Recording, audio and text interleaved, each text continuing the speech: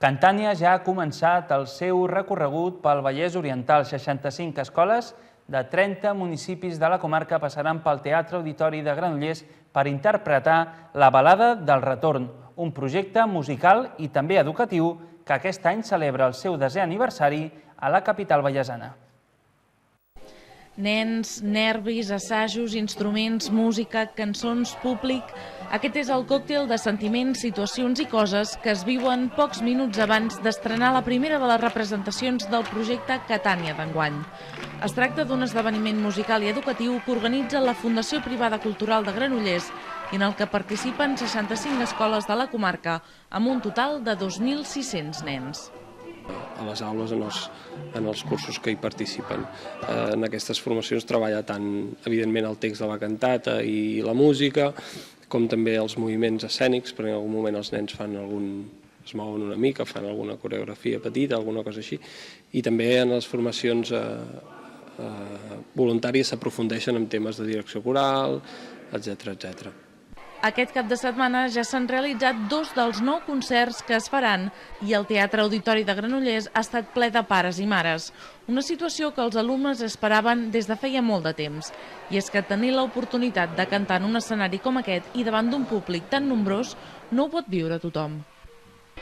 Venim a l'auditori, a aquest auditori, a fer una cantata que tots preparem al llarg del curs a música. I després venim aquí a cantar-la amb músics i així una mica tots els nens i és molt guai. El primer que sents et sents molt important perquè dius, ostres, estic aquí dalt, tothom m'està mirant, estic cantant, encara que estigues amb molta gent i potser poques persones es fixaran en tu, tu et sents molt contenta i molt plena de vida, plena de... És un sentiment que crec que molta gent ho tindria que poder tenir. És molt divertit treballar tantes escoles juntes i passes una mica de nervis perquè estàs en un teatre molt gran, però crec que sortirà bé. A mi la música m'agrada i ara el que estem fent és una cantata de la guerra d'una família que es va mudar per la guerra i després va vindre una altra vegada a Catalunya. Se'n va mudar de Catalunya i va vindre una altra vegada. Em sento bé i alegre, normal. Una mica nerviós, perquè encara no hem començat, però normal. L'obra que interpreten és La Balada del Retorn, escrita per Rosa Regàs i composada per Albert Grau. Els nens, més enllà d'aprendre a cantar o a pujar damunt d'un escenari, estan sent els protagonistes d'una obra escrita per ells.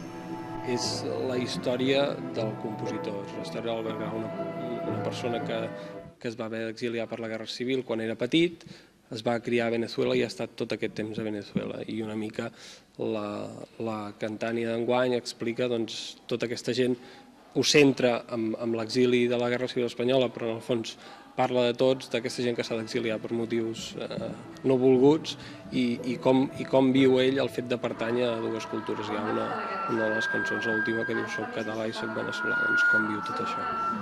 Un fet tan important pels nens i nenes com pels pares, però també per als professors que han treballat amb ells durant tot aquest temps perquè el resultat sigui positiu. I per tant, per ells significa molt. Jo, de totes maneres, sempre penso que si pels nens significa molt, pels especialistes i per les especialistes significa moltíssim, perquè se'ls dona i es comparteix amb elles un treball molt intens, molt bo, de primera qualitat, que elles, amb molta il·lusió, sempre traslladen als seus nens i nenes.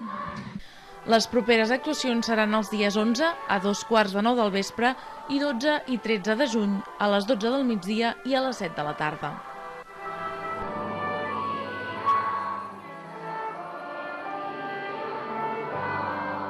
Aquest cap de setmana s'ha celebrat la tradicional festa de Corpus. Viles com Caldes de Montbui o la Garriga han engalanat els seus carrers amb catifes de flors i un any més el Corpus s'ha convertit en una festa popular que va més enllà de la seva significació religiosa. A més, en aquesta ocasió alguns polítics han aprofitat l'ocasió per fer campanya o precampanya.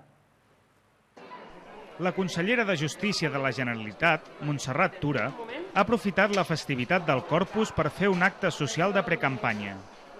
Ho ha fet a la Garriga, acompanyada per l'alcaldessa de la vila, Neus Bolbena. A les 12 del migdia, la consellera ha signat el llibre de visites de l'Ajuntament garriguenc i, posteriorment, ha procedit a fer una passejada pels carrers de la vila. Aquest no és el primer any que Tura visita el poble per Corpus. Tal com ella assegura, el fet de ser nascuda al Vallès Oriental fa que aquesta celebració la senti com a seva. La ciutat de la Garriga és de les poques que manté la tradició vinculada al dia de Corpus, de posar enramades i sobretot de que els veïns i veïnes engalanin els seus carrers amb aquestes catifes de productes naturals que són precioses. I veure com la Garriga manté un any rere any una tradició que és molt difícil de mantenir perquè necessita de la cooperació i de la col·laboració de tots els veïns, cosa que la Garriga aconsegueix i jo vull felicitar-los i compartir amb ells aquest goig. Qui també va aprofitar el Corpus de la Garriga per fer campanya va ser el secretari d'Immigració de Convergència, Àngel Colom. Hem vingut ja fa estona, hem vist bona part de les catifes, algunes d'elles són enginyoses, molt boniques totes, fins i tot una solidària que m'ha encantat, en el sentit que era de recuperació de tot, l'aportació dels nens. Es veu que hi ha una feina darrere de moltíssima gent, per tant que representa, jo diria, l'ànima de la Garriga, l'ànima dels nens, l'ànima de les escoles, l'ànima de les associacions, l'ànima més positiva, segurament, i per això és important, suposo, per tota la gent d'aquí. El Convergent va fer acte de presència per donar suport a la candidata del seu partit a la Garriga, Meritxell Budó. Tal com va dir, que Budó torni a l'alcaldia del poble no és més que un acte de justícia.